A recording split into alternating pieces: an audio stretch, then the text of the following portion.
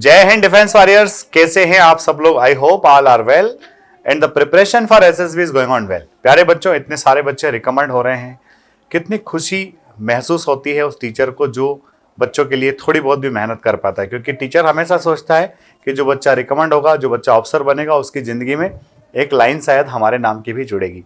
प्यारे बच्चों, आप खूब मेहनत कीजिए। आज के पीपीडीटी में ऐसा पिक्चर मैं फिर से लेकर के आया हूँ, जो पिक्चर एसएसबी के पीपीडीटी में बार बार पूछा जा रहा है, बार बार दिखाया जा रहा है।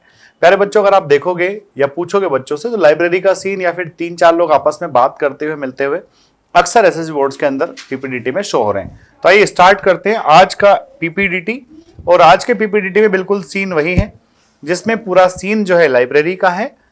ये आप देख सकते हैं, इन शेल्फ में बुक्स अरेंज्ड हैं और साथ ही साथ कुछ लोग ऐसे हैं जो टेबल पर बैठ करके न्यूज़पेपर रीड कर रहे हैं। प्यारे बच्चों, आप जब इसको केयरफुली देखोगे तो आपको यहां पर ध्यान से आ रहा है कि this not a book, this is a newspaper.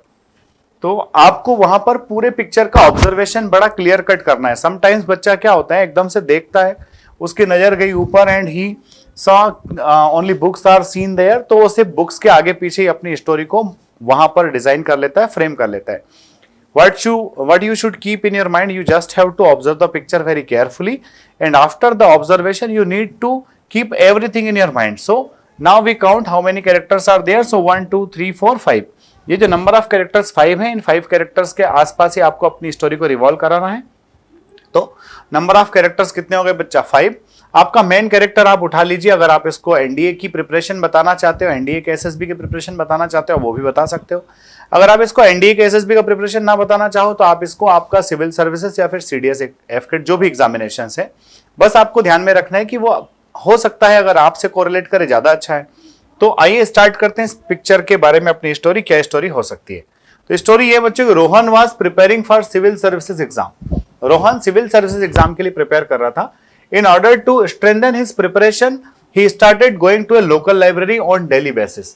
अपनी प्रिपरेशन को और ज्यादा स्ट्रेंथ करने के लिए वो लोकल लाइब्रेरी ज्वाइन कर लेता है। There he found many students who were also preparing for the same examination. वहां उसे उच्च कोर और भी स्टूडेंट्स मिलते हैं जो कि सेम एग्जामिनेशन की प्रिपरेशन कर रहे थे।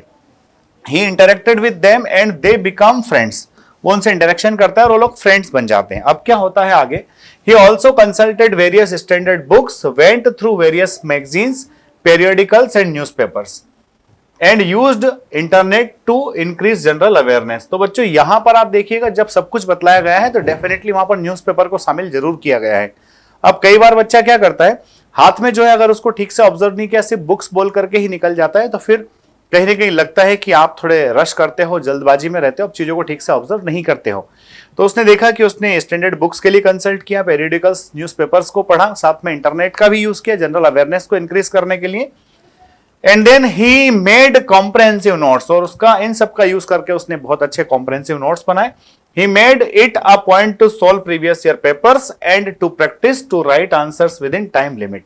चूंकि सिविल सर्विस का एग्जाम होता है तो इसमें प्रिलिमिनरी एग्जामिनेशन तो ऑब्जेक्टिव टाइप होता है, पर जो मेंस का एग्जामिनेशन होता है उसमें आपको आंसर राइटिंग करना होती है।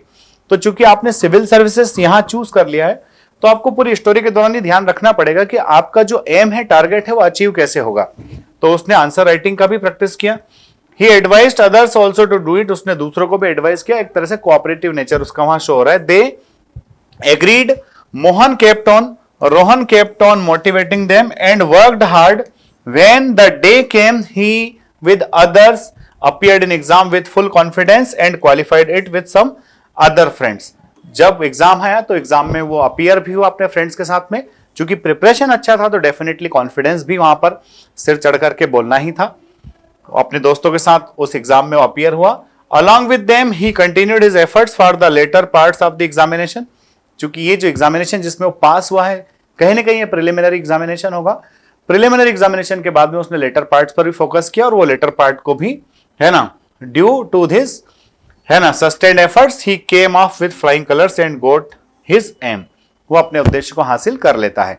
तो इस तरह से आपको प्रॉपर वे में, अगर लाइब्रेरी का सीन है तो लाइब्रेरी की जरूरत व्यक्ति को वहां पर क्यों है, वो लाइब्रेरी में जाके क्या करता है, किस तरह से अपने एम को अचीव कर लेता है। यानी कि पहली बात इंट्रोडक्शन, और इंट्रोडक्शन के बाद में जो आपका मेन बॉडी है उसमें एक्शन पार्ट जो है वो थोड़ा सा कहीं ना कहीं ठीक तरीके से प्रस्तुत किया जाना चाहिए। अगर आपका इस तरह से प्रेजेंटेशन अच्छा होगा तो definitely you will be benefited. प्यारे बच्चों, एसएसबी इंटरव्यू का अपना ऑनलाइन बैच बहुत जल्द ही आने वाला है। आप लोग परेशान बिल्कुल ना हो, जल्द ही इस बैच का अनाउंसमेंट होगा और फर्स्ट बैच में लिमिटेड स्टूडेंट्स ही रखे जाएंगे। उस बैच में सिर्फ 10 स्टूडेंट्स ही हम लोग रखेंगे। सो आप जो है, अगर आपकी क्वेरी है तो आप अभी से डाल दीजिए, सो हमारी टीम आपसे कांटेक्ट कर ले। और इस वीडियो पर अपने कमेंट जरूर डालें। इस पिक्चर को देखने के बाद में आपके माइंड में जो भी स्टोरी आता है उस स्टोरी के थीम को या फिर स्टोरी को डिस्कस जरूर करें, सो दैट समझ में आए कि इस पिक्चर को देख करके आपके मन में क्या आया, आपने क्या सोचा, आप क्या लिखने वाले हो। जय हिंद, जय भारत, इंकलाब जिंदाबाद, भारत माता की जय।